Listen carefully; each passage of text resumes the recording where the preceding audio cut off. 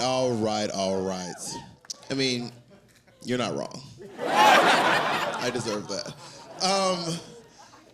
So, I don't hate kids. I feel like I need to say that, right? Because I feel like in today's climate, there's like weird clash about like drag queens and kids. I don't hate. Hate's not the right word.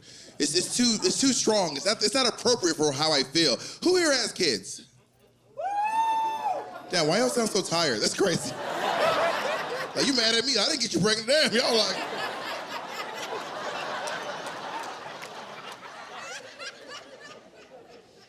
Like, obviously, you're gonna love your kids more than I do. You have context for your kids. I have no context for your children, you know?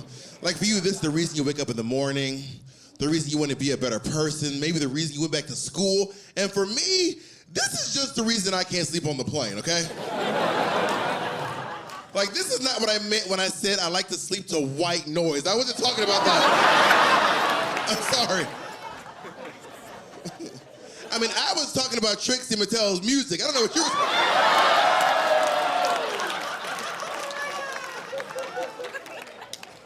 Mama, don't make me put on a dress again.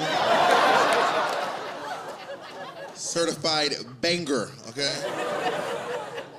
They think we're trying to turn your kids into drag queens. Baby, first of all, we're not hiring. Okay, the market is oversaturated. Drag Race Spain, Drag Race UK, Drag Race the Moon. It's too much. They actually passed this law in Florida that says, I know. They passed a law in Florida that says that drag queens and children can't be in the same place at the same time. I know, that was my thought. At first I was like, but then I was like, well, let's hear them out. Wait, hold on, let her cook. You know what I mean? Like, we may have finally found some middle ground at Jubilee. And I want to be clear, the only reason I agree, it is not because I think that drag queens are dangerous to children. I think children are dangerous to drag queens. It's true, they are unruly, unsanitized, unnecessary, completely. I was in the airport out of drag. That is a very important part of the story. Out of drag, okay? Standing there, and I listen, I'm non-binary, but you know, it's giving butch, okay? I'm standing there, this kid walks up, I'm at the Hudson News. This kid walks up to me eating nacho cheese bugles. You know, you're wearing your fingers like little witch claws.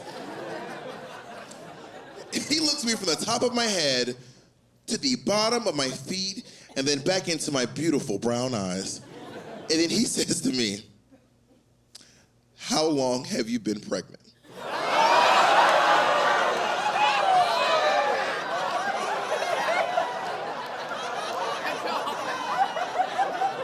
I'm sorry, what?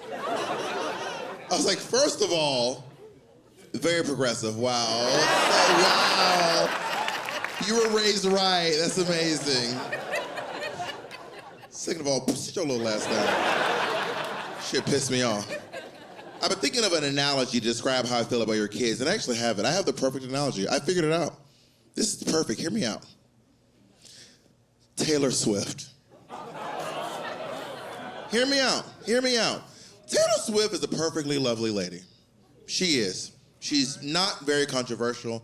Not in the grand. There are actual. If you think Taylor Swift is controversial, let me remind you of the early 2000s where Eminem called us faggots on MTV, okay? She's really not controversial. She's not even political. Like once every 4 years, she goes, "Please don't vote for Trump."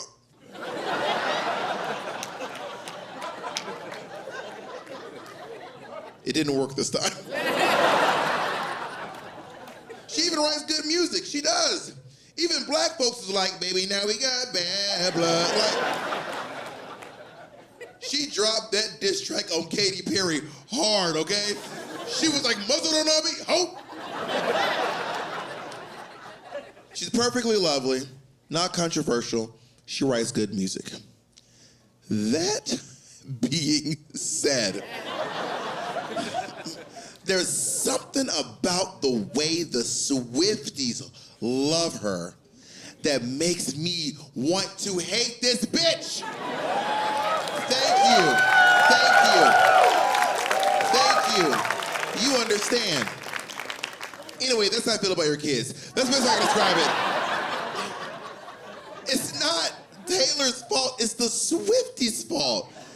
It's not your kid's fault, bitch. It's your fault. You're the reason I don't like your fucking kid. I used to want to work with kids. It's true. I actually went to school for theater education. I did. Don't clap. I dropped out of college. You're just applauding for my failure at this point. But I studied theater education. I came this close to being your child's drama school teacher. That's right, honey, Mr. Caldwell. Children, I've written a new play. Stonewall the musical. Yes. Amanda, I've cast you as the brick.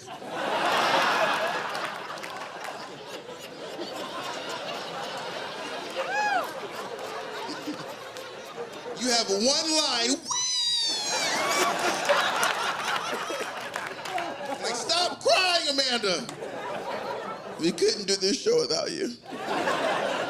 I mean, one of these shows, actually, it was truly my dream job. Oh my God, we go into schools and teach kids how to stand up for themselves. They're being bullied at school, they're being made fun of. I really love this job. We have this program, this little system, right? Say what you see how you feel, you say what you want, and then you walk away and keep yourself safe. So in practice, it goes like this. Say what you see. Hey, you're making fun of my clothes.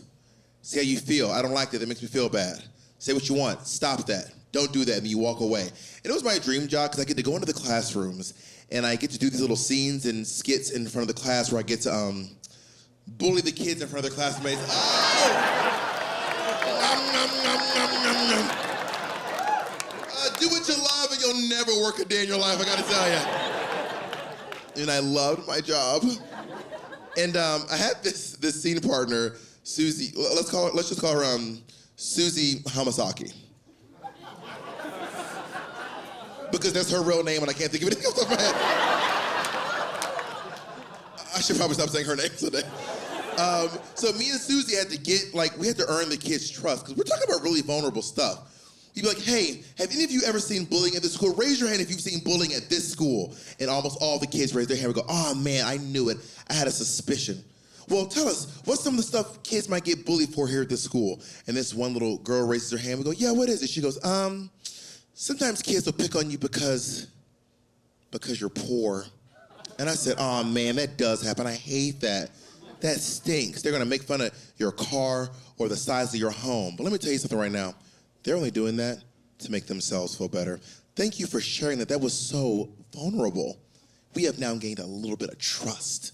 They trust us. Thank you so much. What else, guys? What else might someone get picked on for here at this school? This little boy raises his hand. I go, yeah, what is it? He goes, sometimes kids will pick on you because you're fat. He was like a little pudgy kid.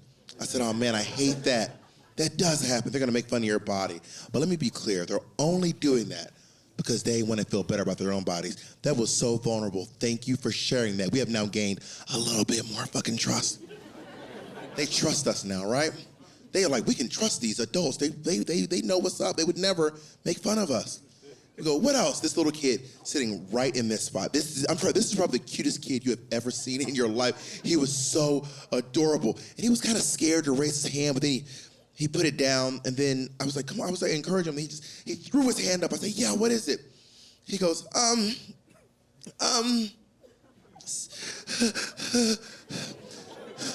sometimes kids will make fun of you because you have an accent.